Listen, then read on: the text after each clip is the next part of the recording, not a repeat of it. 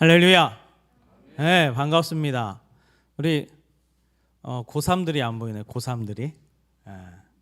고3. 네, 그렇죠. 거기 있고. 몇 명 있는데 연우도 안 보이고 오늘 또 사랑이도 안 보이고. 네, 그렇습니다.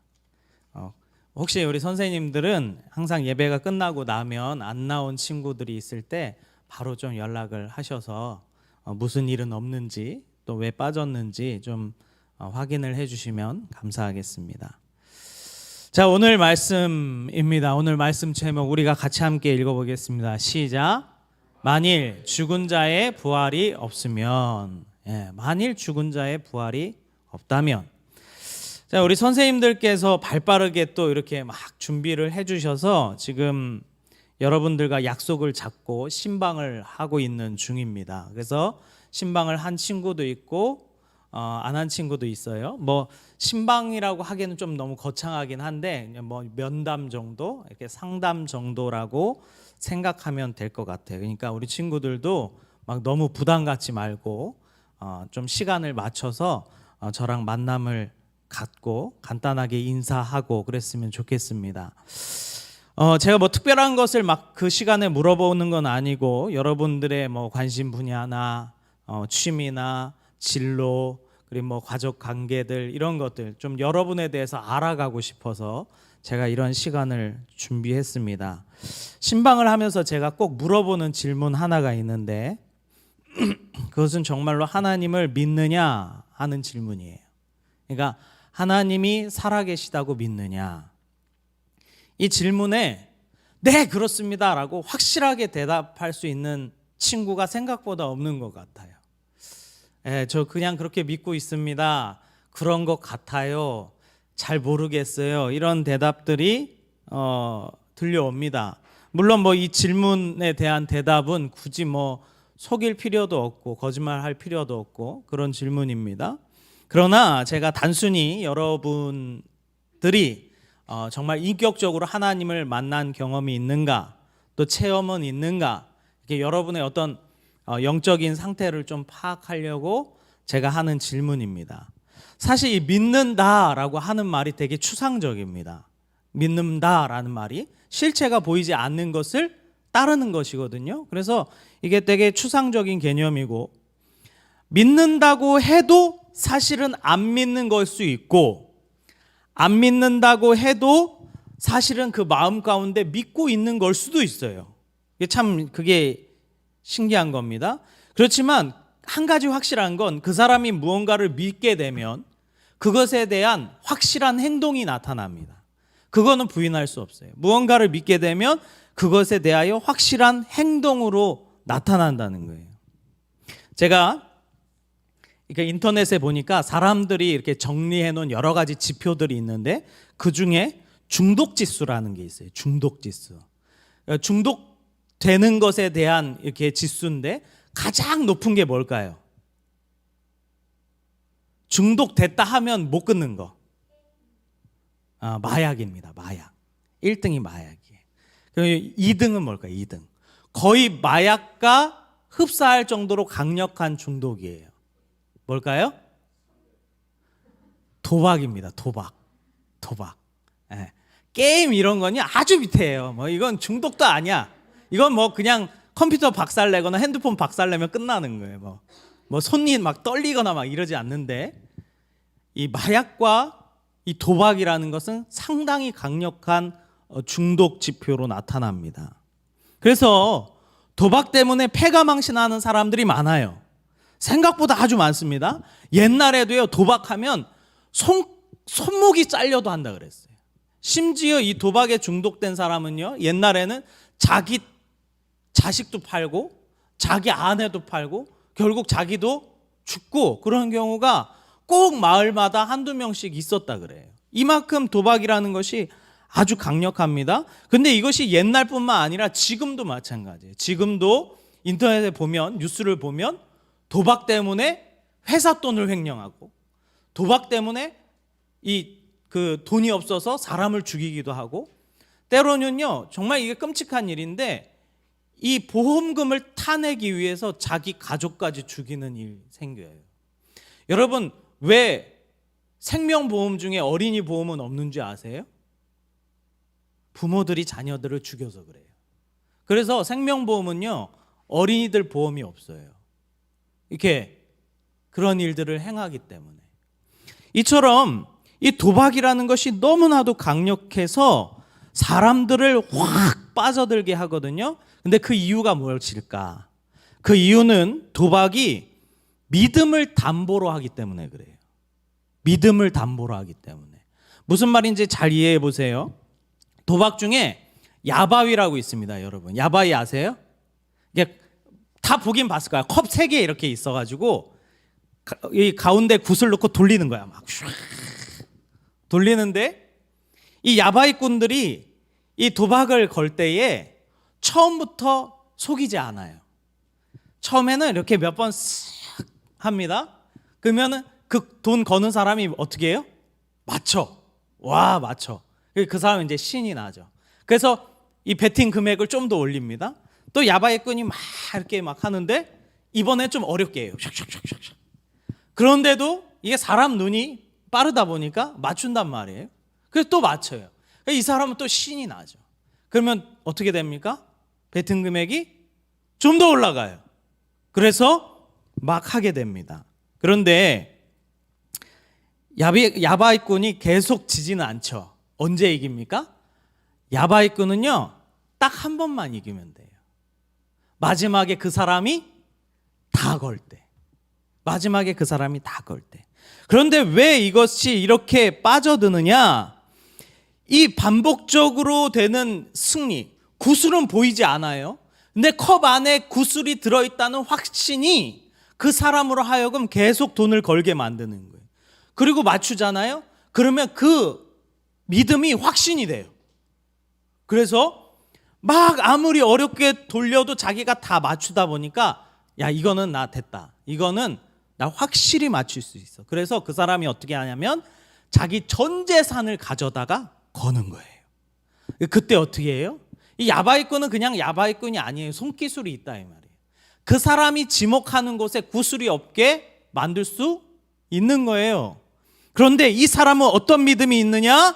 자기가 고른 것에 반드시 구슬이 있을 거라는 확실한 믿음이 있기 때문에 그 강력한 믿음이 그 사람의 자기의 전 재산을 다 걸게 하는 거예요. 그래서 이 도박이 무서운 이유가 뭐냐면 믿음을 담보로 하기 때문에 그래요. 믿음을 담보로 하는 이 도박은 실제로 그 사람의 모든 것을 다 잃어버리게 만든다는 거예요. 근데 이렇게 딱 당하잖아요. 그러면 더 웃긴 건 뭐냐면 그 사람은요, 그 야바위꾼이 자기를 속였다고 생각하지 않아요. 어떻게 생각할까요? 아, 내가 잠시 착각했나 보다. 내가 다음번에 하면 그때는 어떻게 될 거라? 꼭 맞출 거라. 꼭 맞춰. 그래서 이제 그 사람은 이제 그때부터 뭐 하기 시작하냐면 주변 사람들에게 돈을 빌리기 시작합니다. 이 도박이 다 똑같은 거예요, 여러분. 다 그런 원리인 거예요. 무엇을 담보로 합니까? 믿음을 담보로 해요. 믿음을. 그래서 이 사람 저 사람 돈을 빌리고 싹 모아서 그 사람이 다시 한번 하는 거예요. 요번에 하면 내가 잃은 거 한 번에 다 딸 거라는 믿음이 또 생겨요.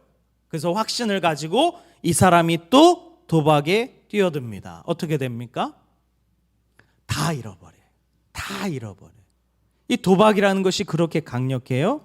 왜 그러냐면 그 믿음을 담보로 하기 때문에 그래요.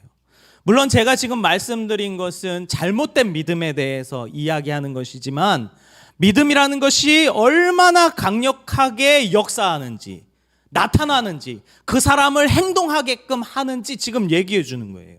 믿음은 그런 거라는 거예요. 믿음은요, 믿는다면 전부를 거는 것이고 애매하거나 잘 모르겠다 싶은 거는 사실 그거 안 믿는 거예요.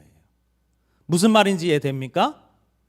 믿음은요, 확실한 행동으로 나타난다 이 말이에요. 여러분의 믿음은 어떻습니까? 하나님에 대한 믿음은 어떻습니까? 확실히 믿는다면 정확한 행동으로 나타날 것이고 잘 모르겠다, 애매하다 생각되는 여러분 있으십니까? 그럼 여러분 아직 안 믿는 거예요. 안 믿는 겁니다. 잘 기억하셔야 돼요. 그래서 저는 오늘 여러분에게 영생의 문제, 여러분이 장차 죽고 사는 문제에 대한 믿음에 대해서 이야기해 보려고 그래요. 아주 중요한 겁니다. 이 땅에 잘 먹고 잘 사는 것에 대하여 지금 얘기하고자 하는 게 아니에요. 여러분이 장차 되어야 할 여러분의 영혼을 담보로 두고 하는 그 믿음을 지금 이야기하고자 하는 거예요. 그러니까 여러분 정신 바짝 차리고 잘 들으세요. 여기가 좀 덥다 싶으면 일어나서 뒤에 나가셔도 돼요. 아무 허물이 안 됩니다. 눈 번쩍 뜨고 잘 들으셔야 돼요. 자, 오늘 말씀에 보면 12절에 보면 사도 바울이 고린도 교회에 예수 그리스도의 부활에 대하여 이야기합니다. 그런데 어떤 문제가 생기느냐? 그들 중에 예수님의 부활을 보지 못한 자들이 있기 때문에 이 죽은 자가 어떻게 다시 살아나느냐, 부활이 어떻게 있을 수 있느냐라고 이 부활에 대해서 불신하는 사람들이 생겨납니다. 우리 15장 12절 볼까요? 같이 있습니다. 시작. 그리스도께서 죽은 자 가운데서 다시 살아나셨다 전파되었거늘 너희 중에서 어떤 사람은 어찌하여 죽은 자 가운데서 부활이 없다고 하느냐. 가만히 생각해 보면요, 당연한 걸 수 있어요. 왜요? 그 자리에는 예수님의 부활을 본 사람도 있지만 예수님의 부활을 보지 못한 사람도 있거든요.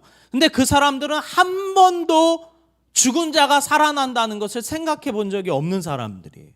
그러니까 그 사람들이 예수 그리스도에 대하여 부활에 대하여 들을 때에 의문점이 생기는 거죠. 어떻게 죽은 자가 살아나지? 어떻게 죽었던 자가 일어나지? 어떻게 부활이라는 것이 있을 수 있지? 마땅히 생각할 수 있어요. 그래서 그거에 대하여 모르겠다, 그것은 아니다라고 반대하는 그런 무리들이 생겨요. 그런데 이 땅에 있는 사람들은 보지 않으면 믿을 수 없기 때문에 그렇습니다. 그래서 하나님께서는 이 많은 사람들에게 이 사실을 알리기 위해서 두 가지 방법을 사용하셨어요. 그것은 뭐냐면 증거와 증인이라는 방법이에요. 증거와 증인. 그래서 그때 나타났던 증거는 무엇이냐면 분명히 예수님께서 죽은 것을 봤어요. 많은 사람들이 봤어요. 그리고 예수님께서 묻혔다는 무덤도 있어요. 근데 나중에 그 무덤이 무엇으로 발견됩니까? 빈 무덤으로 발견이 돼요. 빈 무덤. 그런데 이거는 우리에게는 그 당연하지, 예수님 부활하셨으니까 당연하지 생각할 수 있지만 그 시대에 살았던 사람들에게 전파될 때에 예수님의 무덤이 빈 무덤으로 발견됐다라고 하는 것은 대단히 큰 증거가 돼요. 왜냐하면 그 시대에 그 앞에 로마 병정들도 지키고 있었거든요. 그 시대에 이 빌라도의 명을 받들어서 아예 밀봉하고 있었거든요. 근데 나중에 어떻게 그것이 소문이 납니까? 예수님의 무덤이 비었다라는 소문이 나기 시작해요.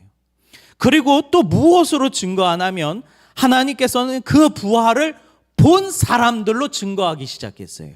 자, 우리 이 15장 3절부터 한번 볼까요? 15장 3절부터 제가 읽어보겠습니다.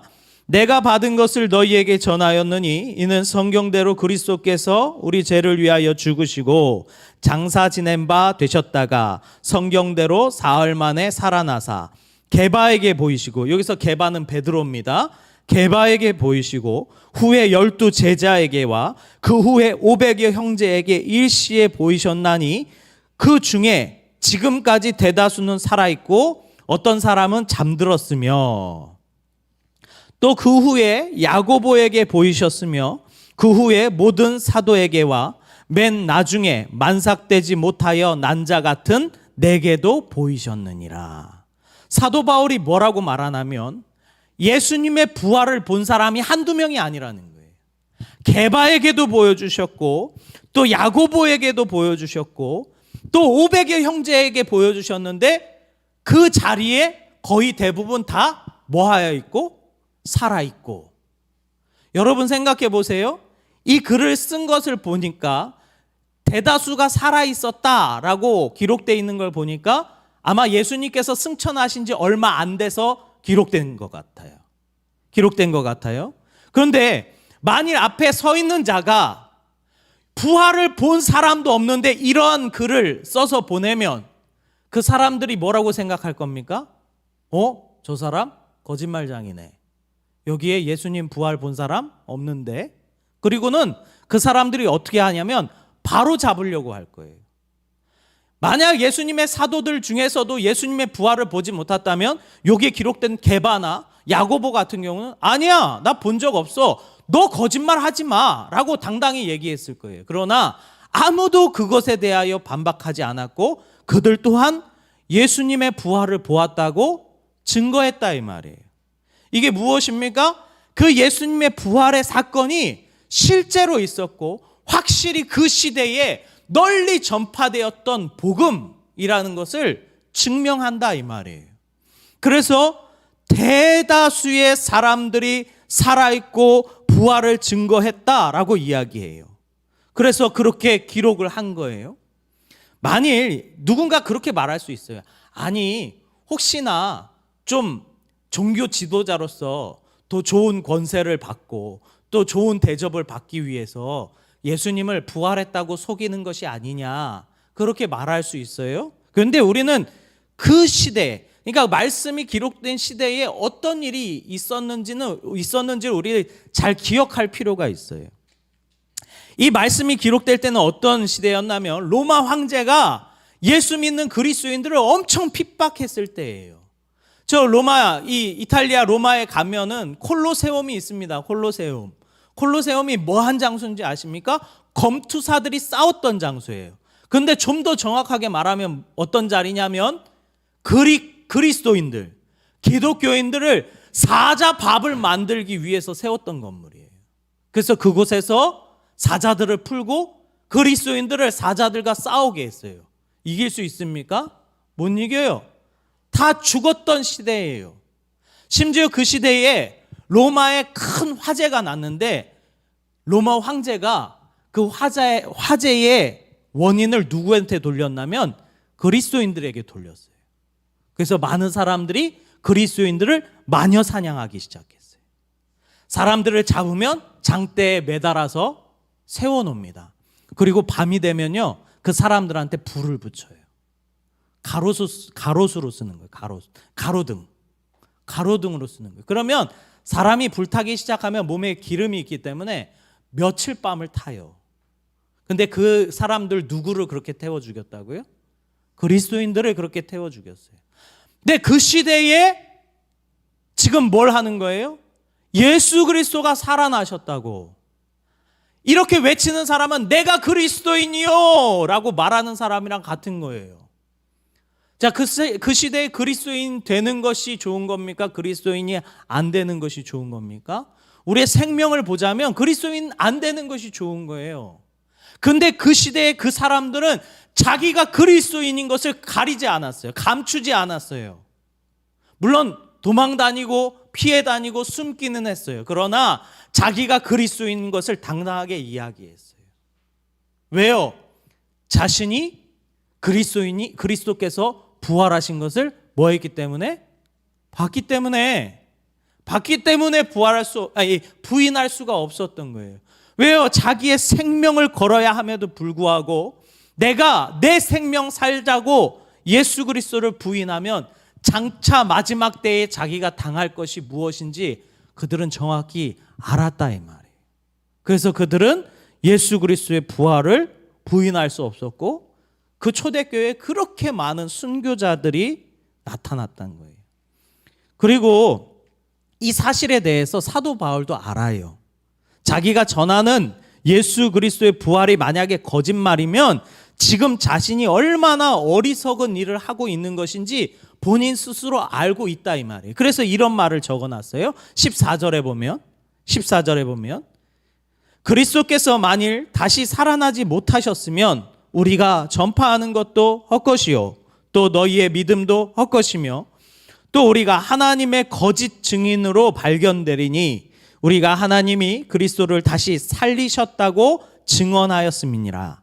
만일 죽은 자가 다시 살아나는 일이 없으면 하나님이 그리스도도 다시 살리지 아니하셨으리라. 사도 바울은 정확하게 알고 있는 거예요. 야, 우리가 아무리 이렇게 전해도 만일 예수 그리스도의 부활이 거짓이면 지금 내가 이야기하는 거 싹 다 거짓말이야. 이거 아무 의미 없는 거야. 근데 사도 바울이 그렇게 전할 수밖에 없는 이유는 무엇입니까?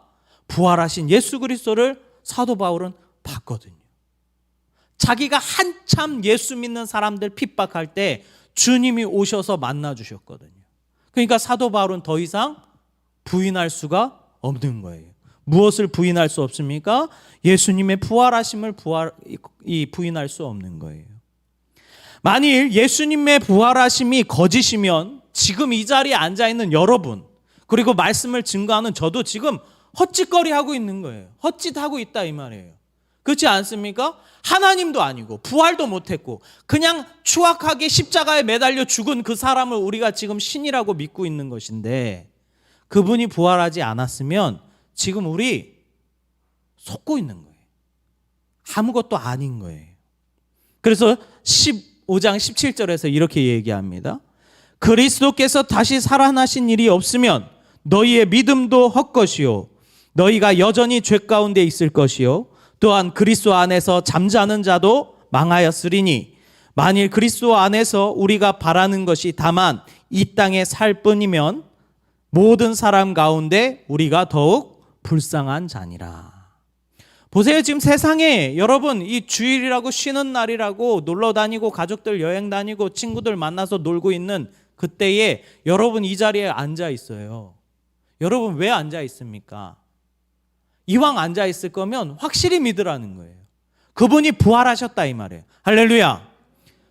여러분 시간 다 뺏기고 여러분 자신의 삶을 헌신해서 이 시간 나와서 봉사하고 예배하잖아요.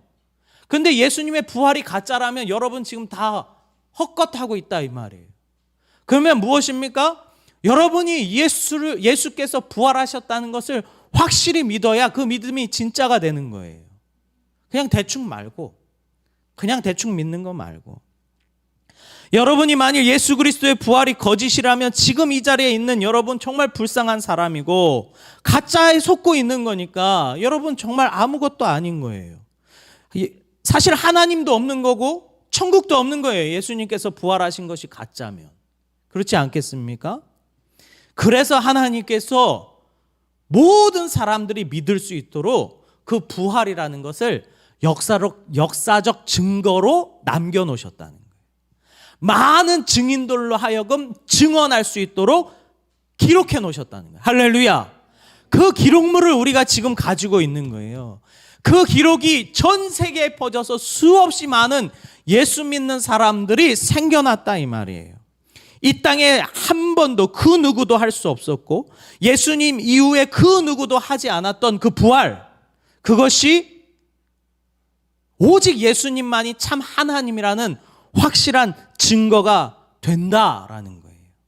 생명을 주시는 것은 하나님만 하실 수 있는 줄 믿습니다. 그러기에 우리에게 정말로 확실한 증거로 보여주신 거예요. 그래서 예수님은 이 부활의 사건을 역사적 증거로 딱 박아 놓으셨어요. 그래서 이 땅에 있는 그 어떤 그리스도인도 부활절이 되면 그 예수님의 부활을 뭐 하는 거예요? 기념하는 거예요. 예수님께서 부활하셨다고 외치는 거예요. 이것이 단지 그냥 종교로서 만들어낸 것이 아니라 역사적 기록으로 남아있다 이 말이에요. 그리고 그것을 위하여 죽었던 너무나도 많은 순교자들이 우리에게 있다라는 거예요. 믿으십니까? 믿으십니까? 이 기록을요, 믿지 못하는 많은 사람들이 바꿔보려고 했어요. 당연히 그러지 않겠어요? 왜냐하면 이 땅에 없는 거니까. 부활이라는 것이 이 땅에서 자신들이 한 번도 본 적이 없는 거니까 이런 거는 있을 수 없다라고 하면서 이것에 대하여 바꾸고 반박하려고 수없이 많은 학자들이 이것에 도전했어요. 그런데 그 사람들이 이것에 대해서 해명하다가 딱 봉착하는 문제가 걸립니다. 그것은 무엇이냐면 예수님께서 안 살아나셨다고 딱 가정하니까 풀어야 될 숙제가 너무 많은 거예요.